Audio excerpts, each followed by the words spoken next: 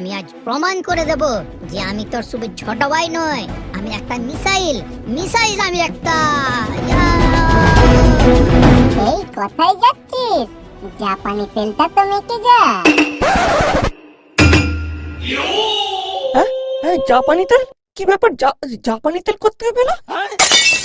হ্যাঁ সবাই জাপানি তেল। চোদনা আমরা সবাই সরষের তেল, নারকেল তেল, রিফাইন তেল নিয়ে এলাম, আর তুমি চোদনা জাপানি তেল নিয়ে এসেছো। সালা চিটিং বাজ। এক্ষুনি রেফারিকে বলছে। রেফারি, এই রেফারি, এই চোদনা রেফারি। কি হয়েছে রে বাড়া, ওইভাবে ডাকছিস কেন?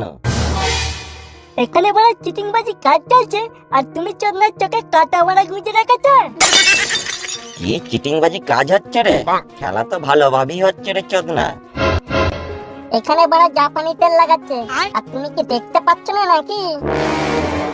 জাপানি তেল, নারকেল তেল, সরষের তেল, রিফাইন তেল, যা খুশি তোরা লাগা। মোদ্দা কথা হলো যে কোনো তেল হলেই চলবে।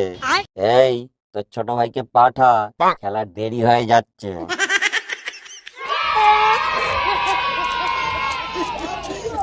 আর তোরা তো তোদের ছোট ভাইগুলোকে রাত নেই দিন নেই হাত মেরে মেরে 12টা বাজিয়ে ফেলেছিস, তাহলে আমাদের পুষি বেড়ালের সাথে লড়বে কি করে?